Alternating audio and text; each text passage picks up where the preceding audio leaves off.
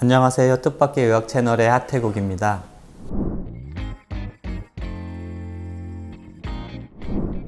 A Course in Miracles, 기적 수업이라는 책에서 예수님은 이렇게 말하고 있습니다. 내가 너희의 형제들을 육체라는 개체로 바라볼 때 너는 그를 공격한 것이다. 너에게서 그의 권능과 영광이 상실되는 것이며 따라서 너 자신의 권능과 영광도 상실된다. 너는 그를 공격했지만 너 자신을 먼저 공격한 것임에 틀림없다. 기적 수업은 과학이나 의학 서적은 아니지만 과학에서 설명해 주지 못하는 존재의 진리에 대해 논리적으로 명쾌하게 그리고 직관적으로 설명해 주기 때문에 저는 또다시 언급하고 있습니다. 자, 이 얘기는 어떤 의미일까요? 육체는 우리 인간 존재의 실체가 아니다. 존재의 실체는 무한한 잠재성과 창조적 권능을 지니고 있으나 육체라는 한계 속으로 인간을 축소시키는 것 자체가 그를 공격하는 것과 다름없다. 이런 의미 아닐까요? 그러니 환영에 다름없는 물질 육체로서 나와 형제들을 바라보는 것을 그만두고 이제 우리는 다른 차원으로 바라봐야 한다는 것입니다. 그래서 저는 에너지 바디와 에너지 의학을 주목하는 것입니다. 물리적 육체보다 더 본질적인 차원인 에너지 바디에 대해 좀 더 탐구해 보겠습니다. 전선에서 전류가 흐르면 주위에 자기장이 형성이 됩니다. 중고등학교 물리학 시간에 앙페르 법칙이라고 배웠듯이 전류에 의해 자기장이 형성되고 또 자기장의 변화로 전류가 유도되기도 합니다. 그래서 물리학자들은 전기와 자기를 합쳐서 전자기장, Electromagnetic Field라고 부릅니다. 전기가 흐르는 곳에는 반드시 자기장이 형성되는 것이죠. 이 물질 세상은 음량의 조화와 균형으로 유지된다고 하듯이 자기와 전기는 음과 양으로서 또 동전의 양면처럼 반드시 함께 드러날 수밖에 없습니다. 인체에서 생성되는 이 전자기장을 한번 상상해 볼까요? 가장 작은 단위인 각각의 세포는 그 주위에 항시적으로 전자기장을 형성할 수밖에 없습니다. 인체의 세포 개수는 약 37조 개라고 합니다. 게다가 인체의 우리 몸의 창자 안에 살고 있는 미생물의 개수는 약 39조 개로 추정됩니다. 이 76조 개의 세포들이 각각 만들어내고 있는 전자기장을 한번 머릿속에서 상상해 보세요. 잔잔한 호수에 갑자기 비가 쏟아집니다. 수면 위에 수많은 파문들이 일어나고 또 주변으로 퍼져가고 합쳐지고 사그러들고 또 생겨나고 하는 그런 모습을 상상하더라도 이 인체의 세포들이 만들어내는 그 전자기장들의 물결을 떠올리기에는 한참 부족할 것 같습니다. 더 나아가 우리 인체가 전체적으로 만들어내는 전자기장의 형상은 어떤 모습일까요? 물론 전자기장은 형상이 없지만 가상적인 자기력선이나 전기력선을 그리듯이 인체의 에너지장, 바이오필드를 상상해 볼 수 있겠습니다. 그림과 같이 인체를 중심으로 에너지장은 공간으로 확장해 갑니다. 인체에서 멀어질수록 에너지장의 강도는 점점 약해지지만 아마도 무한히 확장해 나가므로 에너지장이 끝나는 그 경계를 그을 수는 없을 것입니다. 인체를 물리적 신체가 아니라 이렇게 에너지체로 볼 때 무엇이 달라질까요? 첫째, 우리의 경계를 허물어 개체성의 환영을 벗겨내고 우주 삼라만상과의 합일성 혹은 전체성의 느낌을 얻을 수 있습니다. 육체는 피부로 경계지어 있으므로 육체를 나의 존재로서 바라본다면 나의 몸은 다른 사람과 분리되어 있고 물질 세상의 모든 존재들은 대상으로서 또 객체화되고 신과도 우리 인간은 신과도 분리됩니다. 이 분리의식은 세상을 바라보는 에고 마인드의 기본적인 관점으로서 인간의 모든 고통과 두려움, 전쟁과 가난이 모두 여기에서 비롯한다고 성인들은 말합니다. 우리를 에너지로서 바라본다면 이 분리의식을 허무는 것입니다. 에너지 바디는 피부의 경계를 넘어 공간으로 무한히 확장되기 때문입니다. 이것은 너무 멋진 얘기지 않나요? 가슴이 막 뭉클해지려 가지 않나요? 두 번째로 에너지 바디가 멋진 이유는 공명 레조넌스, 공명 현상이라는 것 때문입니다. 앞서 보았듯이 원자에서부터 모든 물질은 진동하기 때문에 고유한 진동수, 즉 고유 진동수를 지닙니다. 물리학에서 공명이란 진동계가 외부로부터 자신의 고유 진동수와 같은 진동수를 지닌 외력을 주기적으로 받을 때 그 진동계의 진폭이 뚜렷하게 증가하는 현상을 말합니다. 그림에서 보듯이 고유 진동수가 같은 소리급세가 서로 멀리 떨어져 있을 때 한쪽 소리급세를 울리면 그 진동이 다른 소리급세로 전해져 함께 진동하게 됩니다. 두 소리급세는 물리적으로 접촉하지 않아도 함께 진동하고 함께 춤을 춥니다. 멀리 떨어져 있어도 이렇게 파동이 전달되면 당연히 그 파동에 실린 정보가 전달되는 것입니다. 라디오나 TV, 송수신 안테나도 이런 공명 현상을 통해 주파수를 주고받는 것입니다. 그뿐 아니라 유유상종한다거나 분위기에 젖는다거나 마음이 통한다거나 하는 그런 현상들, 또 부처님과 가섭존자 사이의 염화미소, 이런 것이 바로 공명이지 않을까요? 세 번째로 에너지의 공명 현상에서 중요한 점이 있는데 그것은 바로 주파수 특이성이라는 것입니다. 이것이 무슨 말인가 하면요. 서로 간의 고유 진동수가 일치하면, 즉 주파수 특이성이 잘 맞으면 파장 신호의 세기가 세지 않더라도 공명이 일어나서 최대 진폭으로 진동할 수 있다는 것입니다. 다시 말해 아주 약한 강도의 에너지장이라도 서로 간의 주파수만 일치하면 서로 상호 영향을 미칠 수 있다는 것입니다. 인체의 에너지장은 아주 약한 강도의 에너지장입니다. 그래서 서틀 에너지라고 하는 것이죠. 그러나 이렇게 미약한 에너지장이라 할지라도 주파수만 잘 일치시키면 공명이 일어나고, 공명이 일어나면 그 진동이 더 커질 수 있습니다. 이렇게 에너지장의 특징인 공명과 주파수 특이성은 에너지의학적 치료법들이 작용하는 원리를 아주 잘 설명해 줍니다. 기공이나 접촉요법, 레이키, 힐링터치, 극성요법, 바디톡, 이런 직접적으로 신체 접촉을 하지 않는 신비스러운 치료법들이 그러한 예가 됩니다. 또 기도와 원격 치료, 또 사고장 요법, 소트 필드 세라피라고 하는 것인데요. 사고장 요법이나 감정 자유 기법, 이모셔널 프리덤 테크닉, EFT라고 하는 이런 의식에 기반한 치료법들도 그러한 예가 되겠습니다. 또 우리 주위에 환경에 존재하는 유해 전자파들, 과학적으로는 전자파 인체 보호 기준을 충족한다고 할지라도 공명의 원리를 생각하면 이러한 유해 전자파들의 영향을 간과하기 어렵습니다. 지금까지 우리 인체를 에너지 바디로 바라보는 것이 어떤 중요한 의미를 지니는지 살펴보았습니다. 다음에는 인체의 이 에너지적 현상에 대해서 좀 더 구체적으로 더 깊이 탐구해 볼 것입니다. 조금 어렵게 느껴지더라도 자꾸 들으면 익숙해지고 쉬워지니까 계속 함께 가시면 좋겠습니다. 그러다 보면 어느 순간에 에너지적 공명이 일어나고 우리는 함께 크게 진동하고 공감하고 춤추고 있을 것입니다. 우리 인체의 생리적인 현상 중에 뜻밖의 전자기적인 현상이 또 있습니다. 그것은 바로 모세혈관의 혈류인데요. 혈액이 혈관을 통해 흘러가는 이유는 심장이 수축해서 생기는 그 압력 때문이라는 건 누구나 다 아는 상식이죠. 그런데 모세혈관에서도 심장이 만들어낸 그 기계적인 압력에 의해서 혈액이 흐를까요? 인체의 혈관은 크게 동맥, 정맥, 그리고 모세혈관으로 나눌 수 있습니다. 심장에서 짜낸 혈액은 동맥과 세동맥을 거쳐서 모세혈관으로 전달이 되고요. 이곳 모세혈관에서 조직과의 물질 교환이 일어나고 다시 그 혈액은 세정맥, 정맥을 통해서 다시 심장으로 들어갑니다. 미국 국립노화연구소의 연구에 의하면 신체의 모든 혈관 네트워크, 즉 동맥, 정맥, 모세혈관을 모두 한 줄로 이으면 총 길이가 약 10만에서 12만 킬로미터에 이른다고 합니다. 지구의 둘레가 4만 킬로미터니까 지구를 2바퀴 반에서 3바퀴 더 돌릴 수 있는 어마어마한 길이입니다.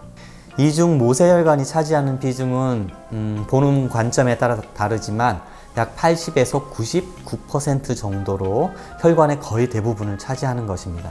우리 육체의 모든 곳에 빽빽하게 모세혈관이 채우고 있습니다. 그래서 모세혈관 베드라고 표현하기도 합니다. 혈액순환의 목적은 물질 교환이죠. 즉 온몸의 세포와 조직에 영양소와 산소를 전달해주고 세포 대사의 부산물인 노폐물과 이산화탄소를 회수해 오는 것입니다. 동맥은 모세혈관까지 혈액을 운반해주는 역할을 수행할 뿐이고 세포나 조직과의 실제적인 물질 교환은 모세혈관에서 일어나며 정맥은 물질 교환을 마친 혈액을 심장으로 되돌려주는 역할을 할 뿐입니다. 즉 생명활동에 필수적인 물질 교환이 일어난 곳이 바로 모세혈관입니다. 모세혈관 단면의 직경은 8에서 10 마이크로미터 정도로 머리카락 두께의 약 10분의 1 정도밖에 안 되어서 적혈구 하나가 간신히 지나갈 수 있을 정도라고 합니다.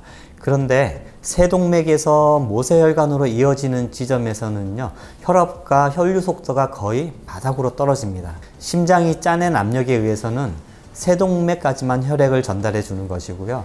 그 다음 모세혈관에서는 압력 외에 다른 힘이 보태어져 혈액이 흐른다는 것인데요. 그 힘이 무엇일까요? 중력은 아닐 테고요. 과학자들은 혈관벽과 혈액 사이의 전자기적 상호작용에 의해 모세혈류가 유지되는 것으로 추정하고 있습니다. 심장 근육에서 발생된 전기장은 혈액과 혈액 내 적혈구와의 전자기적 상호작용을 촉발합니다. 이것을 일렉트로 어쿠스틱 피나모나, 즉 전기 음향 현상이라고 하는데요. 또 심장의 박동에 의해서 펄스 웨이브, 맥파가 형성됩니다. 이 맥파 파동은 혈관벽이라는 매질을 통해서 전파가 됩니다. 그러면 혈관을 따라서 이 맥파에 의한 전자기장이 또 형성이 됩니다. 이러한 맥파의 전달 속도를 측정하는 의료기기도 있습니다. 펄스 웨이브 빌러시티, 즉 맥파 속도를 측정하여 혈관의 기능을 평가하는 것인데요. 동맥경화증과 같이 혈관벽의 탄력성이 떨어지면 맥파 속도가 떨어지게 됩니다. 수맥 다들 아시죠? 땅속의 수맥에 의해서 전자기장이 형성된다고 하거든요. 그렇듯이 혈액과 적혈구의 흐름 자체도 당연히 전자기장을 형성합니다. 모세혈관의 혈압이 매우 낮음에도 불구하고 이러한 전자기장들의 상호작용에 의해서 모세혈관의 혈액순환이 이루어지는 것입니다. 이러한 사실이 시사하는 바는 바로 인체 주위 환경에 존재하는 전자기장이 모세혈관의 혈액순환에 긍정적 또는 부정적 영향을 미칠 수 있다는 것입니다. 지구자기장이나 지구전기장 같이 원래 자연에 존재하는 전자기장은 긍정적 영향을 미칠 것이고요. 현대기술 문명이 만들어낸 전자기장, 즉 전력 공급 시스템이나 온갖 가전제품, 전자제품, 또 휴대폰 등에서 발생하는 전자기장은 아마도 부정적 영향을 끼칠 가능성이 높습니다. 과기부에서는 각각의 전자제품에서 발생되는 전자파의 노출량이 전자파 인체 보호 기준을 모두 만족하니 걱정하지 말라고 발표하고 있습니다.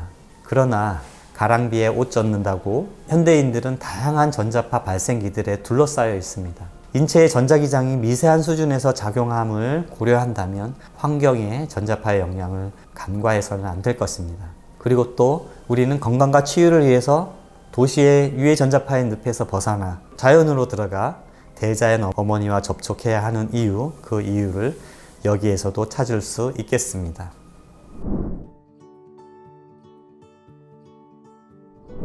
이번 시간에는 우리 인체에서 뜻밖의 에너지적 현상을 표현하고 있는 그것을 살펴보려고 합니다. 뜻밖인 이유, 또 그 이름을 바로 말씀드리지 못하고 그것이라고 표현한 데에는 다 그만한 이유가 있습니다. 좀 의학적으로나 해부학적으로 어려울 수도 있겠지만 약간의 상상력을 동원한다면 충분히 이해할 수 있을 테니 잘 따라와 주셨으면 좋겠습니다. 그것은 바로 파시아, 근막이라는 것인데요. 우리 몸을 에너지 바디로서 이해하기 위해서는 이 근막에 대한 이해가 필수적입니다. 그래서 근막에 대한 기초적인 해부학적 구조에서부터 에너지 의학적 기능에까지 많은 시간을 들여 함께 탐구해 보고자 합니다. 자, 여러분은 이 근막이라는 것의 해부학적 형상이 머리에 그려지시나요? 당연히 어려우실 것입니다. 왜냐하면 이 근막은 뚜렷한 형태가 없습니다. 그리고 앞으로 설명드리겠지만 거시적이면서 또 미시적인 근막의 이 3차원 구조는 프랙탈 구조처럼 매우 복잡합니다. 그 어떤 해부학 책에서도 이 근막의 정확한 모습을 보여주지 못하고 있습니다. 근막이라는 용어는 말 그대로 근육을 싸고 있는 막이라고 해서 이렇게 이름 붙여졌는데요. 실제로는 근육만 싸고 있는 것이 아니라 인체의 모든 장기를 다 싸고 있습니다. 게다가 장기를 겉에서 싸고만 있는 것이 아니라 그 장기 속으로 속속들이 침투해 들어가 있습니다. 그래서 근육의 겉면을 싸고 있는 막으로서의 근막의 정의는 아주 피상적인 정의입니다. 해부학자나 외과 의사는 사실 이 근막을 별로 좋아하지 않습니다. 왜냐하면 수술을 할 때 해당 장기를 열어보기 위해서는 먼저 이 겉싸개, 근막을 열어야 하기 때문입니다. 그리고 또 수술을 마치기 위해서는 이 제껴놓은 근막을 다시 한 땀 한 땀 봉합해야 하기 때문입니다. 이 근막을 열고 또 닫는 데에 수술 시간의 상당 부분이 소요됩니다. 여하튼 지금까지 의학에서는 이 근막이 장기를 싸고 있는 포장지 정도로만 어찌 보면 매우 귀찮은 존재로 여겼었습니다. 먼저 원래의 근막, 즉 근육에서의 근막에 대해 알아보겠습니다. 초딩도 알기 쉽게 해골맨과 근육녀의 로맨스 이야기로 풀어볼까요? 해골맨은 200여 개의 단단한 뼈들을 모아 튼튼하고 멋진 몸을 만들었습니다. 그런데 모양새만 멋지기만 하지 움직일 수가 없으니 어디 뽐내러 갈 수가 없었습니다. 그래서 근육녀에게 평생 함께 하자며 간절하게 구애했습니다. 그런데 근육녀는 해골남에게 관심이 1도 없더랬습니다. 근육녀의 사랑은 다른 일을 향하고 있었습니다. 근육녀의 구세주는 과연 누구일까요? 그 수수께끼 같고 유령 같은 존재는 누구일까요? 정답은 바로 근막입니다. 우리 몸에 200여 개의 뼈는 근육이 없으면 운동이라는 기능을 수행할 수 없습니다. 그런데 우리 몸에 600여 개의 근육은 근막이 없으면 역시 그 기능을 수행할 수 없습니다. 600여 개의 근육을 일일이 다 싸서 다른 근육 덩어리와 연결해주고 붙여주는 그 근막이 없으면 그 근육들은 낱개로 흩어져 버리겠죠. 아주 당연하고 유치한 얘기처럼 들리겠지만 전체성과 통합성을 구현해주는 근막의 이러한 기능은 아주 큰 의미를 지닙니다. 더 들어보시면 그 의미가 와닿을 것입니다. 근육에서 근막이 어떻게 표현되고 있는지 조금 더 살펴보겠습니다. 그림에서 보시다시피 한 덩어리의 근육은 근외막으로 둘러싸여 있습니다. 그리고 근육 안쪽으로 근주막이 근육의 작은 단위를 또 싸고 있고요. 또 그 안쪽으로는 근내막이 근섬유 뭉치를 싸고 있습니다. 또 그 안쪽으로는 근초가 근섬유와 근육세포를 싸고 있습니다. 겉에서부터 속으로 근외막, 근주막, 근내막, 근초가 근육의 근막층을 형성하고 있습니다. 근육세포와 근육섬유는 이 벌집 같은 근막의 틀 안에 자리 잡고 있습니다. 이런 근막이 없으면 어떻게 될까요? 오렌지를 주석이라 갈면 섬유질막이 파괴되어서 형체가 없는 주스 액체가 되듯이 근육의 근막이 없다면 그 형태와 기능을 유지할 수 없겠죠. 그래서 근막은 근육이 그 형태와 기능을 유지할 수 있는 기본 구조, 바탕질, 매트릭스 역할을 하는 것입니다. 근육은 근육에만 한정되어 있지 않다고 말씀드렸었는데요. 근육뿐 아니라 인체의 모든 장기는 근막으로 쌓여 있습니다. 해당 장기에 따라서 그 이름이 다르지만 근육의 근막과 기본적으로 같은 결합 조직으로 구성되어 있습니다. 뇌는 거미막, 연질막, 경질막이라고 하는 세 겹의 뇌막으로 둘러싸여 있고요. 폐는 흉막으로 둘러싸여 있고 심장은 심막으로 둘러싸여 있고 또 뱃속에 간이든 위장이든 창자든 모든 뱃속 장기는 복막으로 둘러싸여 있습니다. 그리고 우리 몸 전체를 겉에서 둘러싸고 있는 막이 또 있습니다. 겉피부 아래에는요 피하 지방층이 있는데 그 피하 지방층에는 superficial fascia라고 하는 표제근막이 있습니다. 이 표제근막이 우리 몸의 전체를 다 둘러싸고 있는 셈이죠. 자, 이렇게 지금까지 우리는 구조적으로 근막을 살펴보았습니다. 근막은 단순히 근육만 싸고 있는 것이 아니라 온몸의 개별 장기와 조직뿐만 아니라 몸 전체를 다 둘러싸고 있습니다. 그래서 근막 연구자들은 이 근막, 파시아를 아래와 같이 새롭게 정의하고 있습니다.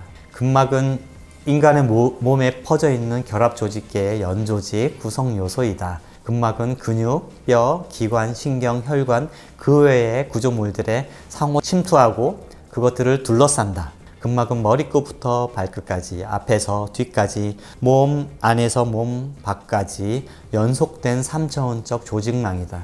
그것은 구조적 통합성을 유지하도록 해주고 지지와 보호 및 충격 흡수의 역할을 한다. 근막은 혈류 역학 및 생화학적 처리 과정에 있어서 필수 불가결한 역할을 하며 세포들 사이에 커뮤니케이션을 가능케 하는 매트릭스를 제공한다. 네, 조금 어려운 내용이 아니었을까 싶습니다. 지금까지 내용은 근막의 구조적 재발견이었다면 다음에는 근막의 기능적인 면을 재발견해 볼까 합니다. 함께 여정을 나눌 수 있기를 기대합니다. 감사합니다.